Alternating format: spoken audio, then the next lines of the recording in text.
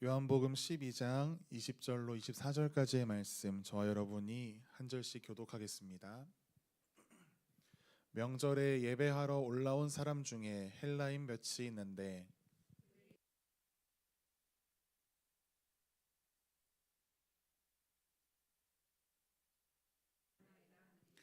빌립이 안드레에게 가서 말하고 안드레와 빌립이 예수께 가서 여쭈니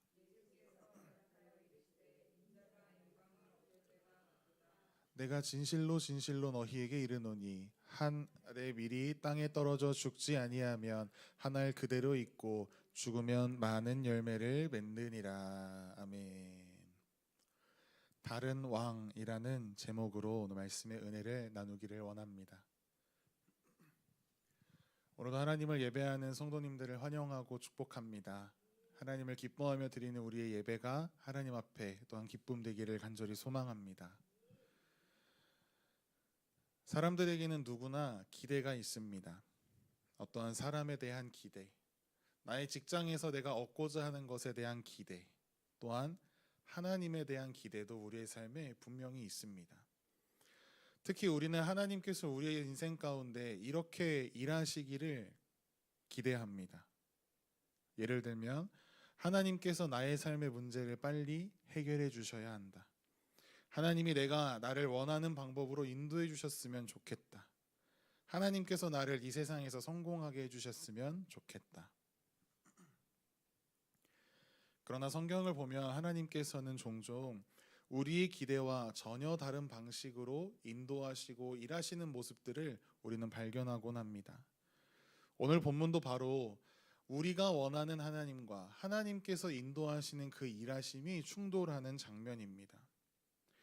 예수님께서 예루살렘에 들어오실 때 사람들은 기대했습니다. 이제 로마의 통치가 끝나는구나. 이제 이스라엘이 다시 회복되겠구나. 왕이 오셨구나. 그러나 오늘 본문 가운데 예수님께서 말씀하신 것은 이것이었어요. 인자가 영광을 얻을 때가 왔도다. 한 알의 밀이 땅에 떨어져 죽지 아니하면. 사람들은 승리를 기대했습니다. 그러나 예수님은 죽음을 말씀하십니다. 사람들은 왕국을 기대합니다. 그러나 예수님은 십자가를 말씀하십니다. 오늘 우리는 이 말씀 가운데 사람들의 기대와 예수님의 길이 어떻게 다른지, 그리고 우리의 신앙은 어느 자리에 서 있는지 함께 살피며 은혜를 나누기를 원합니다. 예수님을 향한 사람들의 기대가 있었습니다. 오늘 본문 12절 말씀을 보시면 이렇게 기록합니다. 명절에 온 큰 무리가 예수께서 예루살렘으로 오신다라는 것을 듣고. 오늘 본문의 배경 장면은요, 유월절입니다. 유월절은 어떠한 절기이죠? 이스라엘 백성들이 애굽에서 해방된 날을 기념하고 감사하는 절기입니다.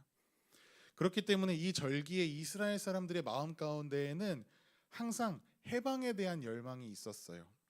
당시 상황을 생각해 본다면 이스라엘은 로마의 식민지였고요. 그래서 정치적으로 억압당하고 경제적으로 착취당하고 종교적으로 타락을 경험하는 시대였습니다.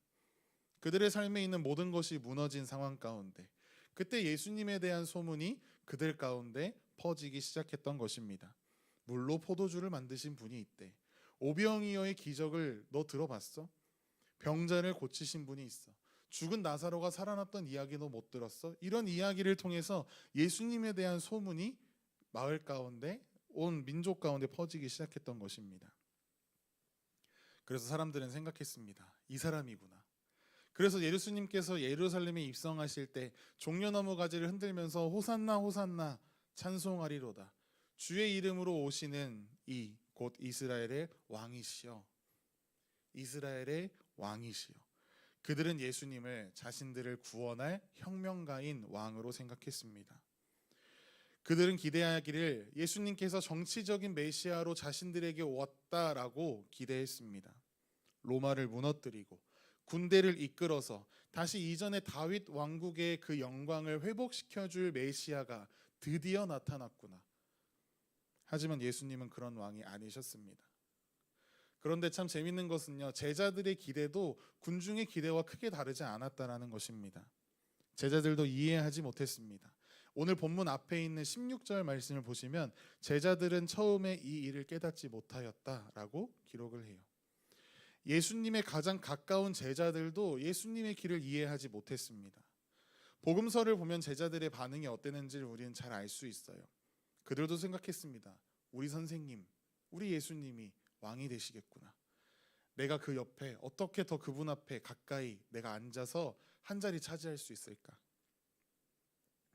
그래서 야고보와 요한의 어머니가 이렇게 말씀하시는 것이죠.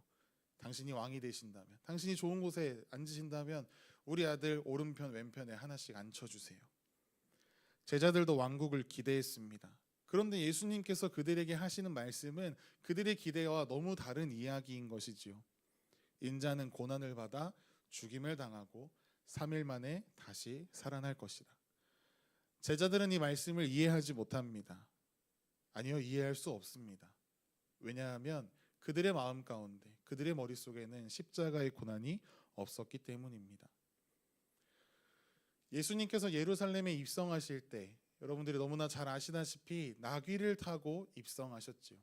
심지어 사람을 한 번도 태워본 적 없고 그저 짐 싣는 용도로 쓰였던 나귀를 타고 아주 어설프고 노련하지도 않은 어린 나귀를 타고 입성하세요.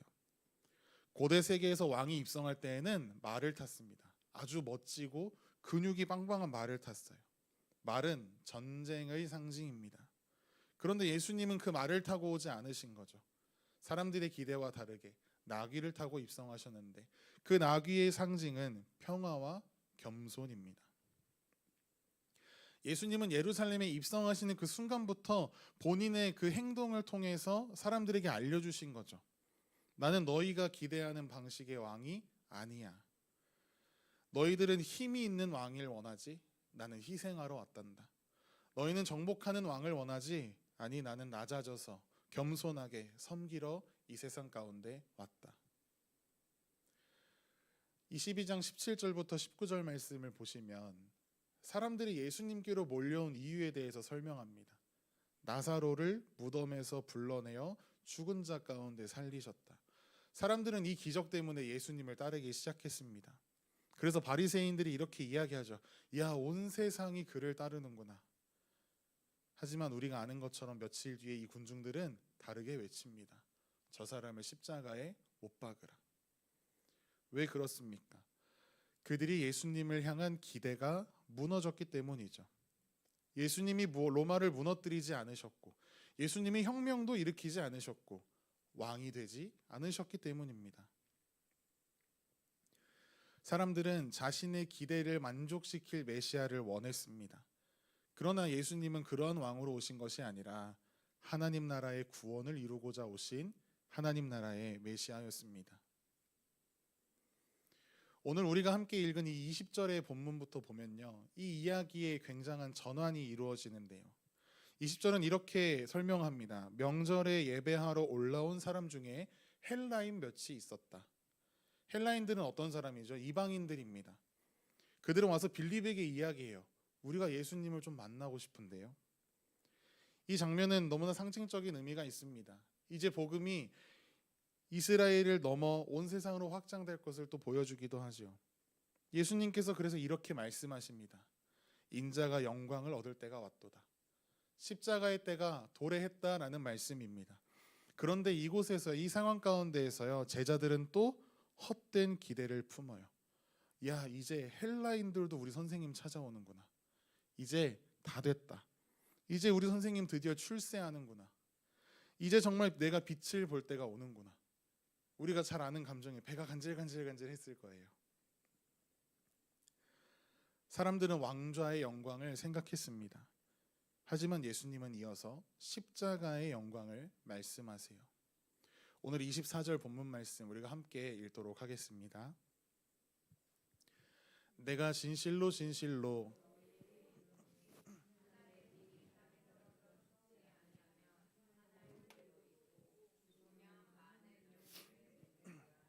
아멘. 제자들은 되게 당황했을 거예요. 헬라인들이 와가지고 자신들에게 너네 선생님 좀 소개시켜줘 라고 해가지고 데리고 선생님에게 갔는데 선생님이 아, 내가 영광을 얻을 때가 왔구나라고 하시더니 갑자기 이 말씀을 하시는 거죠. 예수님이 누구이신가? 그분이 진짜 메시아가 맞는가를 확인하고 싶었던 헬라인들에게 예수님은 기사와 이적을 보여주시는 대신에 나는 하늘의 밀로 이 세상 가운데 왔다라고 말씀하세요. 사실 예수님은 제자들에게 수없이 자신의 고난이나 죽음이나 순환에 대해서 말씀하셨어요. 그런데 이렇게 철학적으로 자신의 죽음에 대해서 말씀하신 것은 아마 처음인 것 같아요. 특히 당시 헬라인들이 가장 관심을 두었던 것이 뭐냐면요, 성공과 번영입니다. 그리스 로마 시대를 지내면서 정복과 승리가 최고이다, 그 지상주의를 갖고 있던 사람들이에요. 그런 그들이 예수님의 이야기를 듣고 나사로를 살리셨다고, 그분을 왕으로 너희가 이스라엘 사람들이 모시려고 한다고, 나 그분에게 가서 성공 스토리를 좀 들어봐야겠다, 이런 생각을 가지고 예수님을 찾아왔던 것입니다. 그런데 예수님은 그렇게 기대를 가지고 성공 신화의 이야기를 듣고자 온 사람들에게 나 곧 죽을 거야 라는 이야기를 하시는 것이죠. 헬라인들은 정복하여 승리하여 얻는 성공의 영광을 보러 왔는데, 예수님께서는 죽어서 많은 생명을 얻는 놀라운 진리의 말씀을 하고 계십니다. 그리고 계속해서 예수님께서 말씀하실 때 헛된 기대를 품고 허황된 마음을 가지고 있는 제자들에게도 너희도 내가 가는 이 길을 함께 걸어가야 해 라고 말씀하시는 것이죠. 성경 갖고 계신 분들은 함께 요한복음 12장 25절 26절 말씀을 함께 읽어보실까요? 시작. 자기의 생명을 사랑하는 자는 잃어버릴 것이요 이 세상에서 자기의 생명을 미워하는 자는 영생하도록 보전하리라. 사람이 나를 섬기려면 나를 따르라. 나 있는 곳에 나를 섬기는 자도 거기 있으리니 사람이 나를 섬기면 내 아버지께서 그를 귀하게 여기시리라. 아멘. 예수님께서 제자들에게 이 말씀을 하시면서 너희도 나처럼 해야 해 라고 말씀하십니다. 그렇게 예수님을 섬기고 따르는 삶을 살아갈 때 하나님께서 예수님을 존귀하게 여기셨던 것처럼 하나님께서 너희 제자들도 존귀하게 여기실 것이다 라고 말씀하고 계십니다. 예수님은 이렇게 가르치신 다음에 잠시 기도하세요. 이 시간이 너무나 힘이 겹지만 또 하나님께서 이 때를 지나가게 해주셨으면 좋겠다라는 생각이 있지만 자신이 이 때를 위하여 이 세상에 오셨음을 고백하십니다. 그리고 나서 아버지의 이름을 영광스럽게 하옵소서라는 말로 기도를 마치십니다. 예루살렘은 축제 분위기입니다. 모두가 들떠 있습니다. 제자들도 마찬가지입니다. 그런데 그 시간 가운데 예수님은 오직 십자가만 바라보고 계십니다. 고난의 길, 감당하기 어려운 죽음의 길 앞에 서 계신 예수님의 모습을 우리는 발견하게 됩니다. 그래서 예수님은 하나님 앞에 이 때를 면하게 해주십시오 라고 기도하고 싶은 솔직한 심정을 말씀하신 것이지요. 그래도 예수님은요, 아무리 힘들고 고통스러운 길이지만 이 길을 가야 한다라는 것, 이 길을 가기 위하여 자신이 이 땅에 오셨다라는 것을 잘 알고 계셨습니다. 그때 하늘로부터 소리가 들려옵니다. 우리 본문 뒷절이 28절 말씀에 내가 이미 영광스럽게 하였고 또다시 영광스럽게 하리라 하시니, 하늘에서 들려온 대답입니다. 하나님께 돌려질 영광이 이미 지금까지의 예수님의 공생의 기간을 통해 이루어졌으며 이제 예수님의 죽으심과 부활하심, 그 다음에 그 이후에 예수님께서 승천하시고 성령 하나님의 강림을 통해 더욱 그렇게 될 것을 확인해 주는 하늘의 음성이었습니다. 오늘 본문에 보면 어떤 사람들은 너무 놀라서 천둥 소리 아니야? 이렇게 반응했다라고도 해요. 또 어떤 이는 천사가 말한 것 같아 라고 말하기도 합니다. 하지만 예수님께서는요, 하늘로부터 소리가 들린 이 일은 나를 위한 것이 아니라 너희를 위한 소리이다 라고 말씀하세요. 하늘의 소리는요, 너무나 힘들지만 그 길을 걸어가리라 결정하신 예수님 때문에 들려주신 것이 아니라 이제 자신의 선생님의 그 끔찍한 죽음을 지켜봐야 하는 제자들이나 무리들에게 더 중요한 음성이다라는 것입니다. 이 하늘의 소리는요, 예수님께서 십자가에 죽으시고 하늘로 올라가실 때가 가까이 왔음을 이야기해주는 음성이었던 것입니다. 예수님의 사역이 중요한 전환점을 맞이하는 때입니다. 승리자 예수님, 왕이신 예수님. 그러나 헬라인들이나 종려나무 가지를 꺾어서 길에 옷을 펼치고 나뭇가지를 흔들고 소리치던 그 사람들의 원하던 모습은 이 예수님의 모습이 아니었습니다. 우리도 이러한 예수님의 모습을 기대하곤 합니다. 세상을 발 아래 두신 예수님과 그 아래에서 부귀영화를 누리고 권세를 누리는 우리의 삶을 꿈꾸는 크리스천들이 이 세상 가운데 얼마나 많은지 모르겠습니다. 청소년들에게도 가끔 질문해봐요. 교회 다니는 이유가 뭐야? 복 받고 싶어서요. 좋은 대학교 가고 싶어서요. 나중에 그냥 천국 갔으면 좋겠어요 라고 이야기하는 사람들이 너무나 많아요. 그런데 우리 주님은 굳이 어린 나귀를 타고 예루살렘에 들어오셨습니다. 굳이 죽어야 하는 한 알의 밀알이 본인이라고 말씀하세요. 그뿐 아니라 우리에게 너희가 그 길을 따라와 주었으면 좋겠다라고 말씀하십니다. 오늘 본문을 통해서 예수님께서는요, 내가 가야 할 길은 정복과 승리의 길이 아니고 희생과 사랑의 길이다라고 분명하게 말씀하세요. 외롭고 힘겨운 길, 피하고 싶지만 그 길을 묵묵히 걸어가셨습니다. 그렇게 한 알의 밀이 되어 죽어야 많은 열매를 맺을 수 있다라는 것을 예수님께서는 아셨기 때문입니다. 씨를 뿌리고 농사를 지어보신 적이 있으신 분들은 다 아실 것입니다. 자그마한 씨앗 하나가 얼마나 큰 열매를 맺는지 말입니다. 얼마나 많은 열매를 맺는지. 밀 하나가 그대로 식탁 위에 있으면 아무런 일도 일어나지 않으나 땅에 떨어져서 죽어서 썩으면 열매가 맺힌다라는 것을 우리는 너무나 잘 알고 있습니다. 한 가지 이야기를 좀 들려드리면서 설교를 마무리하고자 합니다. 이런 묘비명을 들어보신 적 있으신가요? 내게 1000개의 생명이 주어진다면 그 모든 생명을 조선을 위해 바치리라 라고 한 선교사님의 이야기입니다. 지금으로부터 약 120년, 130년 전에 루비 켄트릭이라는 자매가 한국에 선교하기 위하여 들어왔습니다. 그런데 그녀는요, 한국에 들어온 지 1년 만에 아직 선교는 시작도 못했고요, 한국어 막 배우고 있던 그 찰나에 급성 맹장염으로 죽고 말았는데요. 그녀의 나이가 25살이었습니다. 그녀가 죽어가면서 이렇게 이야기했어요. 텍사스 청년들이 10명, 20명, 50명씩 조선으로 오게 해주세요. 그런데 그 유언대로요, 20명의 웹윗 청년의 회원들이 선교사로 결단해서 그 뒤에 한국으로 들어오는 일이 일어났습니다. 한 명이 이 조선 땅에 죽어서 심겨졌는데 20명의 청년들이 또 복음을 전하겠다고 한국에 오게 된 것입니다. 그녀가 죽기 전에 부모님에게 보낸 편지가 있어요.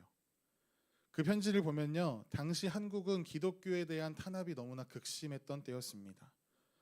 우리가 너무나 잘 알고 있는 토마스 선교사, 제임스 선교사 모두 순교했고, 대부분의 선교사들과 조선의 성도들은 숨어서 예배해야 되는 때였습니다.